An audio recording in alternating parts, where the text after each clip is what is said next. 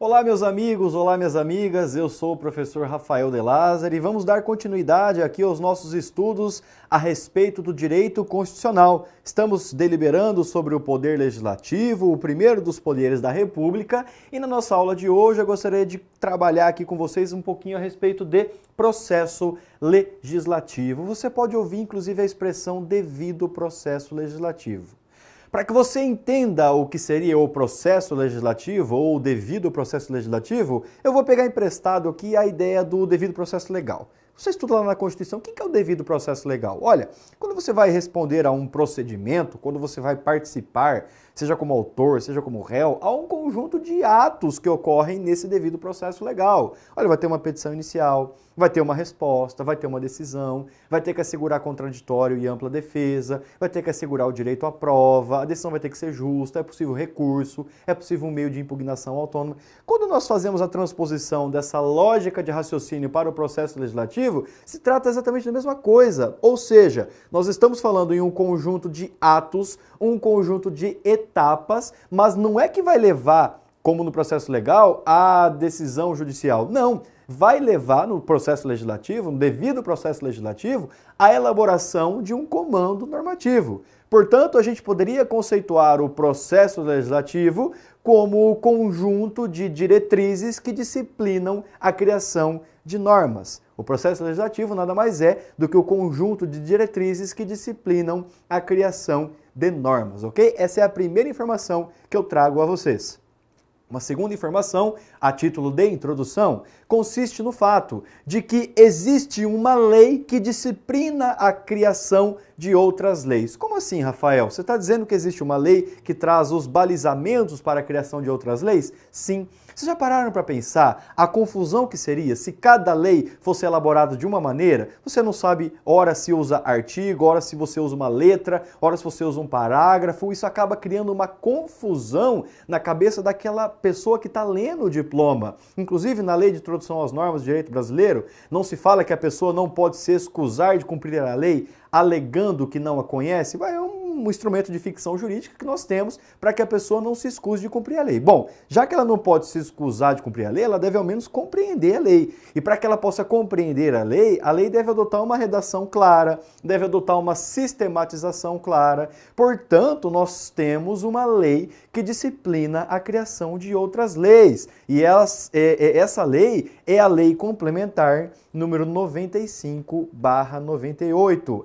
A Lei Complementar número 95/98, se você quiser colocar aí, inclusive que sofreu alterações pela Lei Complementar número 107/2001. Vou repetir, a lei que disciplina, que regula, que sistematiza, que procedimentaliza a criação de outras leis, é a Lei Complementar 95/98, com alterações pela Lei Complementar número 107/2001. Vamos tentar conciliar o nosso estudo do devido processo legislativo com a análise do texto constitucional para que a gente consiga aí maximizar esforços. Aqui vai uma dica para vocês, tá? Uma dica que eu dou inclusive para vocês. Qual que é a dica? Olha o seguinte, pessoal, costuma cair muito texto de lei quando se trata dessa análise de devido processo legislativo. Seja em provas de nível médio, seja em provas de nível superior jurídico, seja em provas de nível superior não jurídico, exames da Ordem dos Advogados do Brasil. Costuma cair muito texto de lei, ok? Por que é texto de lei?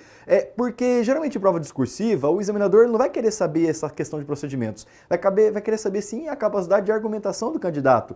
E o processo legislativo, meus amigos, é procedimento. Ou você cumpre ou você não cumpre. Se você não cumpriu o procedimento, você dá ensejo a uma inconstitucionalidade formal, matou a espécie normativa. Pronto, acabou. Então, quando cai, costuma cair texto de lei, ok? No caso, os textos da Constituição Federal, que a gente vai analisar aqui. De antemão, eu recomendo que você faça uma boa leitura do artigo 62 da Constituição. O artigo 62 trata de uma espécie normativa bastante controversa, que é a espécie da medida provisória. Nós não teremos tempo de apreciar a medida provisória, portanto, nós vamos ver aqui as etapas do processo legislativo ordinário, as espécies de processo legislativo, mas você fica aí como uma tarefa de casa a leitura do artigo 62 da nossa Constituição. Vamos apenas demonstrar aqui, vamos comprovar por previsão textual as coisas que eu estou falando nessa parte introdutória da nossa aula. Olha o que diz o artigo 59. O processo legislativo compreende a elaboração de, inciso 1º, emendas à Constituição, inciso 2º, leis complementares, inciso 3º, leis ordinárias, número 4, leis delegadas, número 5, medidas provisórias, 6, decretos legislativos, 7, resoluções. Olha só, uma dica que eu gostaria de dar aqui para vocês. É comum que apareça em concursos públicos o examinador falando assim, ó, as espécies normativas constantes do artigo 59 da Constituição, os 7 incisos, são chamadas espécies normativas primárias.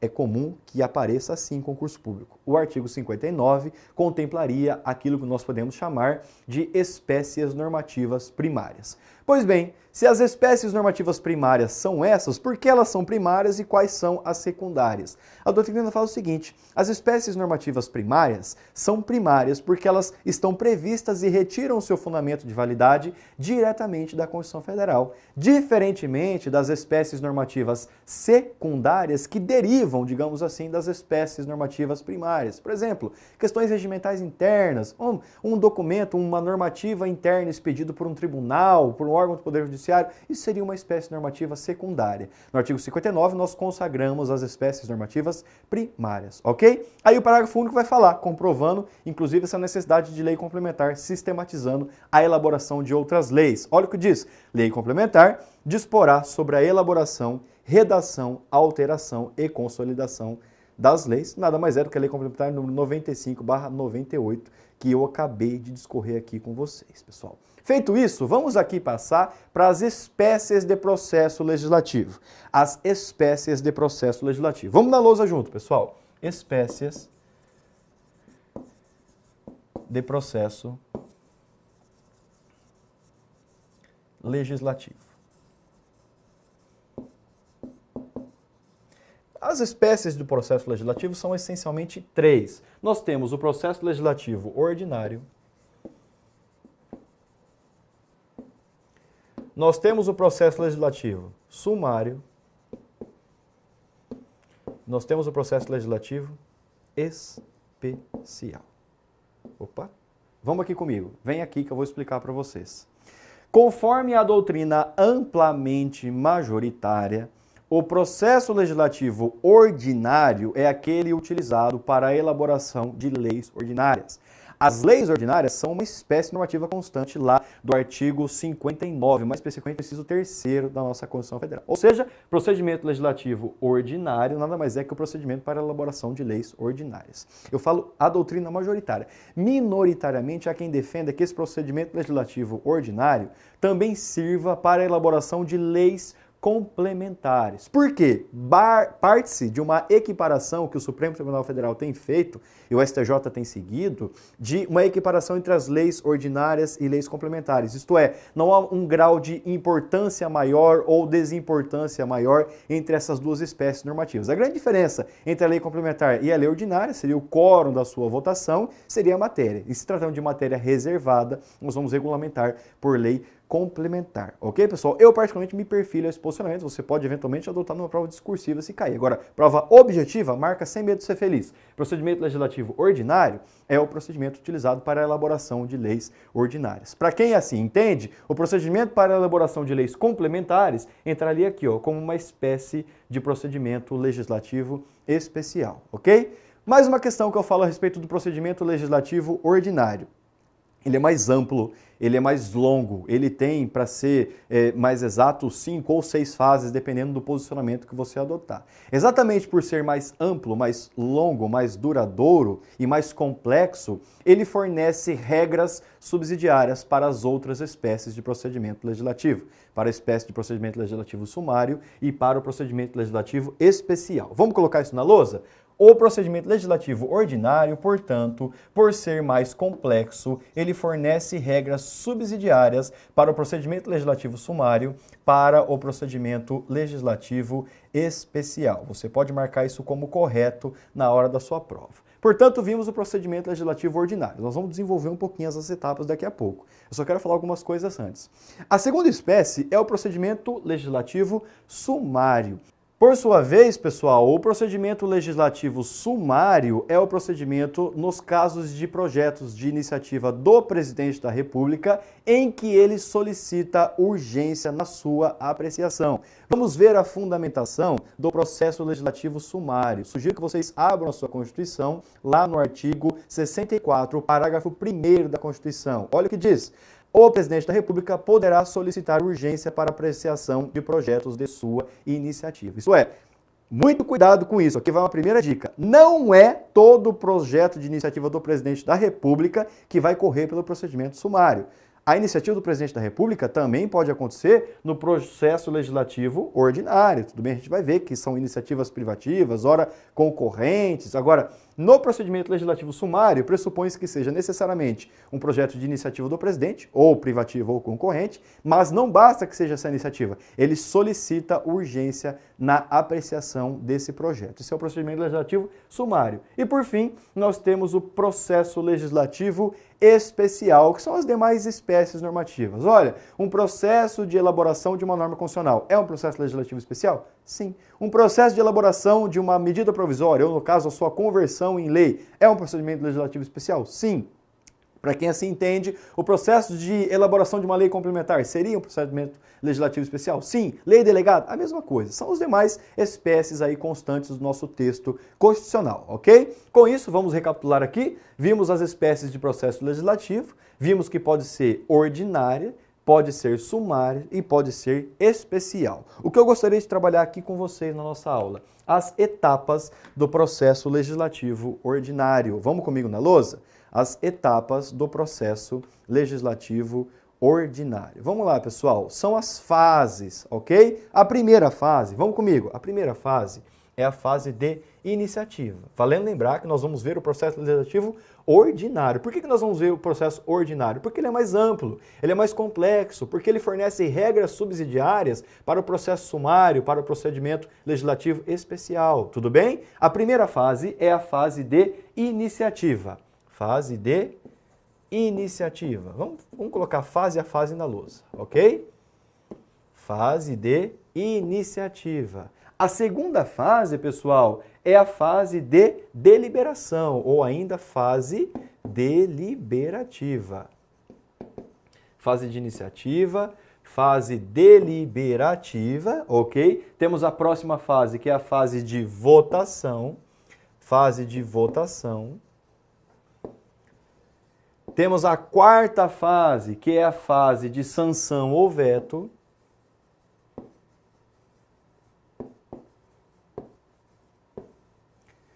Temos a fase de promulgação. E temos a fase de publicação.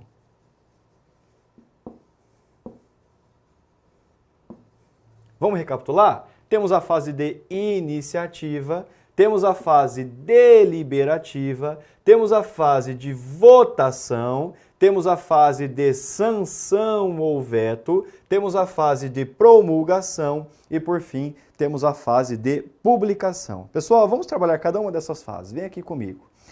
Nós estamos trabalhando com a fase de iniciativa, nós estamos analisando quem é competente para apresentar um determinado projeto de lei. E essa iniciativa, ela pode ser de todos os tipos. Ela pode ser uma iniciativa privativa, pode ser uma iniciativa comum, pode ser uma iniciativa concorrente, ok? Olha só como a iniciativa, regra geral, ela é ampla. Vamos ler o dispositivo, seguindo aquele objetivo nosso de coadunar os dispositivos constitucionais com posicionamentos doutrinários. Olha o que diz o artigo 61 da Constituição a respeito da iniciativa para projetos de lei. Olha só, a iniciativa das leis complementares e ordinárias cabe a qualquer membro ou comissão da Câmara dos Deputados, do Senado ou do Congresso Nacional. Mas somente aos parlamentares, Rafael? Não, pessoal. Olha só, ao Presidente da República, ao Supremo Tribunal Federal, aos tribunais superiores, ao Procurador-Geral da República e aos cidadãos, na forma e nos casos previstos nesta Constituição. Rafael, você está querendo dizer que o cidadão também tem iniciativa? Sim, pessoal. Vamos lá, vamos usar mais um dispositivo. Leia o artigo 61, parágrafo 2º da Constituição, que trata dos projetos de lei de iniciativa popular. Olha o que se dispõe.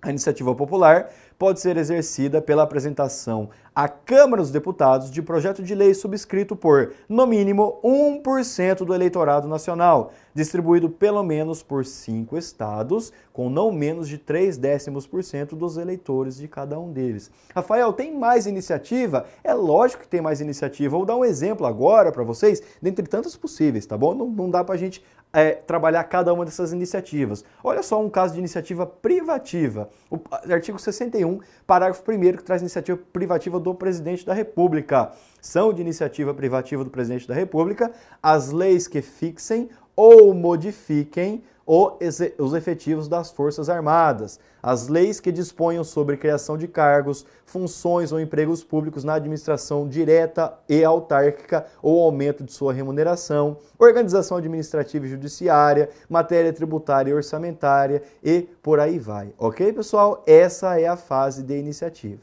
Lembro vocês, como regra, a iniciativa é amplíssima. Aí você deve perguntar assim para mim, mas Rafael, se não for respeitada uma iniciativa, vamos supor que o projeto de lei era de iniciativa do Presidente da República, era de iniciativa privativa do Presidente da República e o projeto de lei foi proposto por um determinado parlamentar. O que vai acontecer com esse projeto de lei? Olha, pessoal, prevalece o entendimento, inclusive, que vamos supor que seja um projeto de lei de iniciativa do Presidente da República, não foi ele que promoveu essa apresentação do projeto. Mas depois, lá na fase de sanção ou veto, ele sanciona esse projeto. Prevalece o entendimento de que a sanção ao projeto de lei, mesmo com vício de iniciativa, não tem um caráter de convalidar esse vício de iniciativa. Ou seja, o entendimento é que, havendo vício de iniciativa, meus amigos, inconstitucionalidade formal. Projeto absolutamente eivado de vício, ok? Então vimos aqui algumas nuances a respeito da fase de iniciativa. Vamos para a fase de deliberação, também conhecida como fase deliberativa. E aqui você precisa entender que é quando os principais atos do processo legislativo ordinário se concentram. Por quê? O que acontece aqui? O projeto de lei ele vai ter que ter uma casa iniciadora.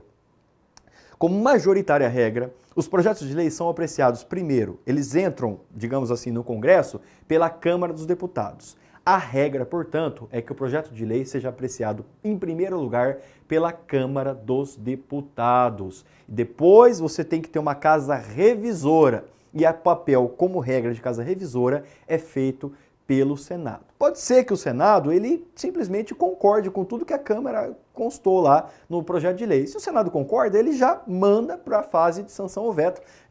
Aliás, tem a fase de votação, vota, depois que votou já manda para a sanção ou veto do Presidente da República. Agora, pode ser que a Casa Revisora promova alguma alteração substancial no texto desse projeto de lei. Você tem que voltar para a Casa Iniciadora. Percebam, portanto, que você sempre vai ter uma casa iniciadora e uma casa revisora. Isso decorre da nossa estrutura bicameralista que nós adotamos no âmbito federal. Bicameralista. Olha, se nós temos uma Câmara dos Deputados, se nós temos um Senado e ambos os órgãos formam um Congresso Nacional, você vai ter que ter uma casa iniciadora e uma casa revisora. E a casa iniciadora, como regra, é a Câmara dos Deputados. Podemos dar um exemplo de como ocorre a comprovação dessa assertiva que eu faço para vocês. Como regra, a casa iniciadora é a Câmara dos Deputados. Olha o que diz o artigo 61, parágrafo 2º da Constituição. A iniciativa popular pode ser exercida pela apresentação à Câmara dos Deputados. Ou seja, o projeto de iniciativa popular vai primeiro para a Câmara dos Deputados, depois segue para o Senado, que vai fazer o papel de casa revisora. Vamos dar um outro exemplo para vocês, pessoal, a respeito da apreciação do procedimento de conversão em lei das medidas provisórias, que também vou começar na Câmara dos Deputados. Olha o que diz o artigo 62, parágrafo 8º. As medidas provisórias terão sua votação iniciada na Câmara dos Deputados. Comprove-se a afirmação, portanto, que nós estamos fazendo, que a casa iniciadora, como regra, é a Câmara dos Deputados. Rafael, quando é que a casa iniciadora, então, vai ser o Senado? Simples, quando for um projeto de lei de iniciativa de um senador, de uma comissão lá do Senado. Aí o Senado vai ser a casa iniciadora e a Câmara vai ser a casa revisora. Tudo bem? Essa é uma informação que nós temos que falar a respeito dessa fase deliberativa. Uma outra coisa que acontece aqui na fase deliberativa é que esse projeto de lei ele vai ter que passar por determinadas comissões de ambas as casas. Por exemplo, ele vai ter que passar por uma comissão de Constituição e Justiça. Você vai ter que analisar a constitucionalidade desse projeto de lei. Isso é uma forma de controlar a constitucionalidade preventivamente, antes que esse projeto de lei vire efetivamente uma lei. Ou seja, a Comissão de Constituição e Justiça ocorre dentro da fase deliberativa. Agora, Não necessariamente o projeto vai se restringir à Comissão de Constituição e Justiça. Aliás, na grande maioria dos casos, você vai ter que passar, por exemplo, por uma comissão temática, uma comissão de Seguridade Social, uma comissão de Meio Ambiente, uma comissão de Direito do Consumidor, uma comissão de Finanças Públicas e Orçamento. Essas comissões temáticas são chamadas a intervir, obviamente, havendo pertinência temática com o projeto de lei que está na pauta, que está na jogada. Isso é uma coisa que acontece na fase deliberativa.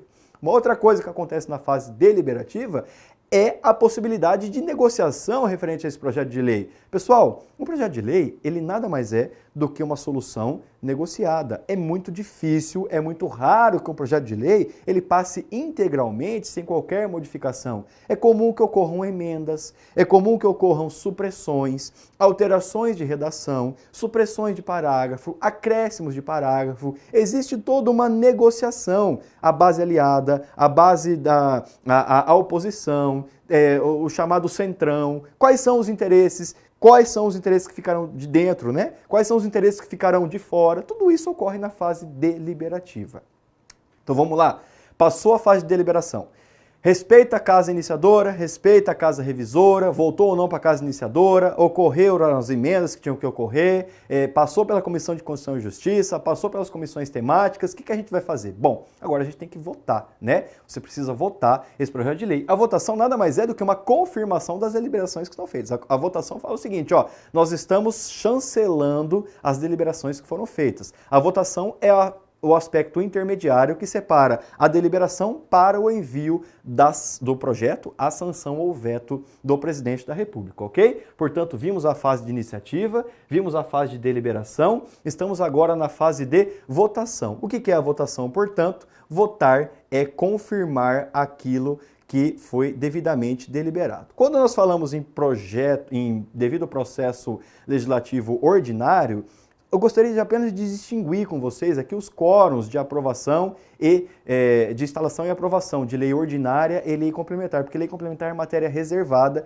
e exige um quórum diferente. Anotem aí, pessoal, lei ordinária, considerando o quórum de instalação, que é a maioria absoluta dos parlamentares da casa, nós estamos falando de lei ordinária, ok? Considerando o quórum de instalação, que é a maioria absoluta dos parlamentares da casa, entende-se aprovado um projeto de lei que obtiver o primeiro número inteiro, eu estou falando isso por quê? Porque é comum que alguns doutrinadores falam assim, ó, metade mais um. Esse negócio de metade mais um não é muito certo, porque às vezes a metade já é um número quebrado. Então, vamos supor, a metade de 51, a metade de 101 é 50,5, é isso, né? 50 mais 50, 100, 50,5, 50,5. Bom, 50,5 mais 1 é 51,5. Não é correto você falar metade mais um, tá? Vamos lá. Considerando quórum de lei ordinária, ok, pessoal? Matéria residual, não matéria reservada. Considerando o quórum de instalação, maioria absoluta dos parlamentares da casa, entende-se aprovado um projeto de lei que obtiver o primeiro número inteiro acima da metade dos parlamentares presentes. O primeiro número inteiro acima da metade dos parlamentares presentes. É diferente do quórum de instalação e quórum de votação da lei complementar. Vamos lá? Lei complementar é assim, considerando o quórum de instalação, também a maioria absoluta dos parlamentares da casa, entende-se aprovado um projeto de lei que obtiver o primeiro número inteiro acima dos parlamentares não presentes, acima dos parlamentares da casa, ok, pessoal? Você não vai considerar os parlamentares presentes, você tem que considerar os parlamentares da casa vista como um todo, como digamos, um todo indissolúvel. Isso é a fase de votação.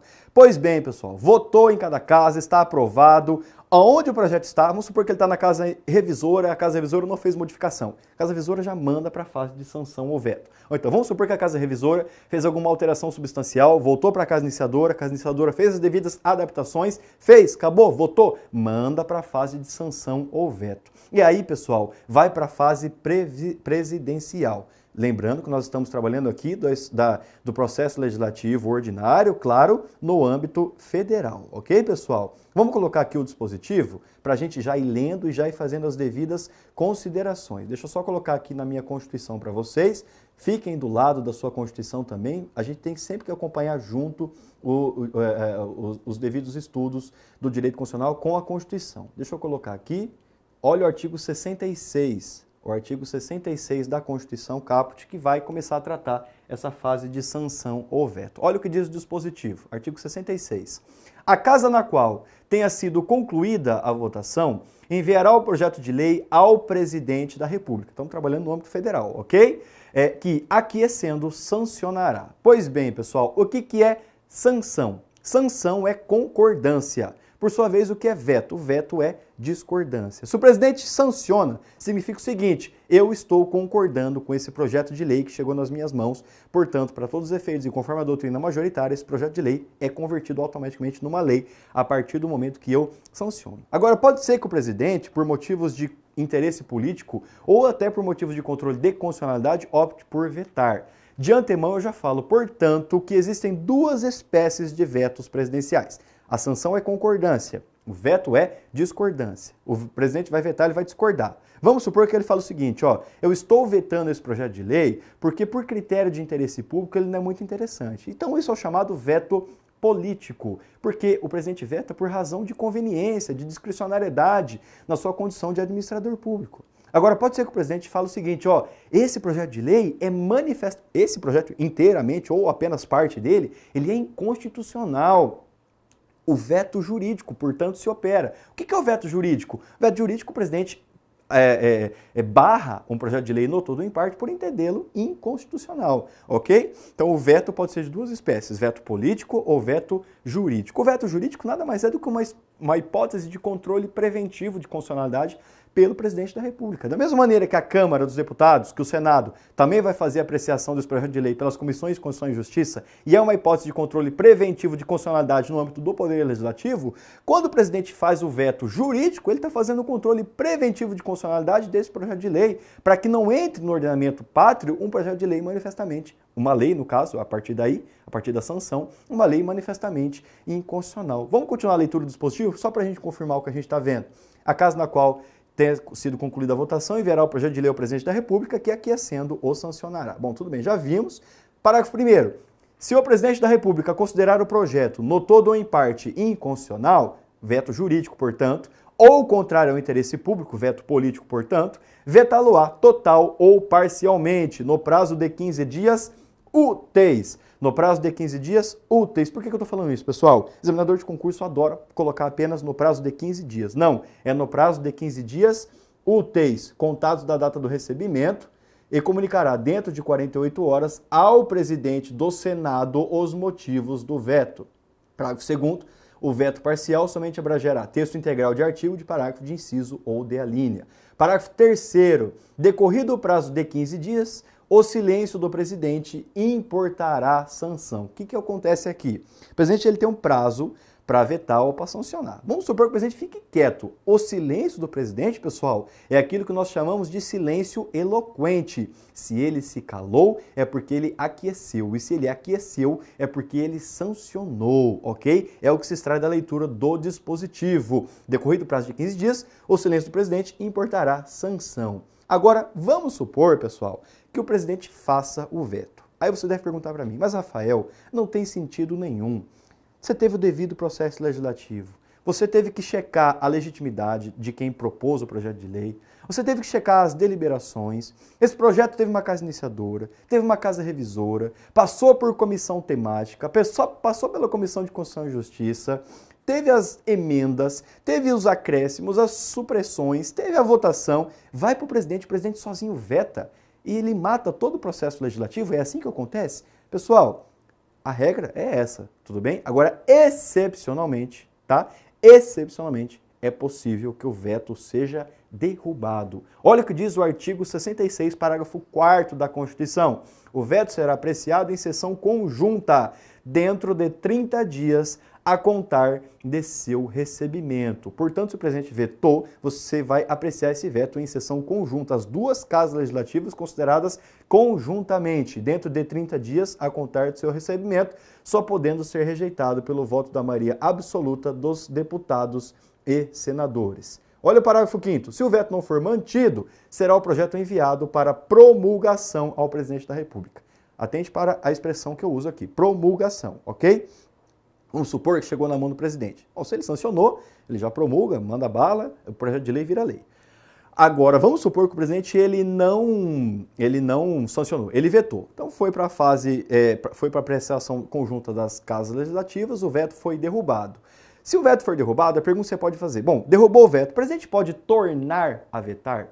Ele pode falar, não, foi derrubado, o veto, tudo bem, eu veto de novo, não tem importância. Ele pode fazer isso? Não, pessoal. O dispositivo constitucional é muito claro no seguinte sentido. Uma vez que o veto foi derrubado, você devolve o projeto de lei ao presidente para que ele promulgue, ou seja, pressupõe que ele fica vinculado à decisão de derrubada do veto pela análise das duas casas legislativas. Tudo bem? Então, derrubou o veto, você tem que enviar para o presidente da República. Ele vai ter que promulgar, ok? Ele já vai ter que converter esse projeto de lei, digamos assim, em lei, vai tornar essa lei em um documento em um documento oficial, tudo bem? Agora, pode ser que o presidente ele não queira promulgar, ainda assim. O presidente ele fica obrigado a promulgar?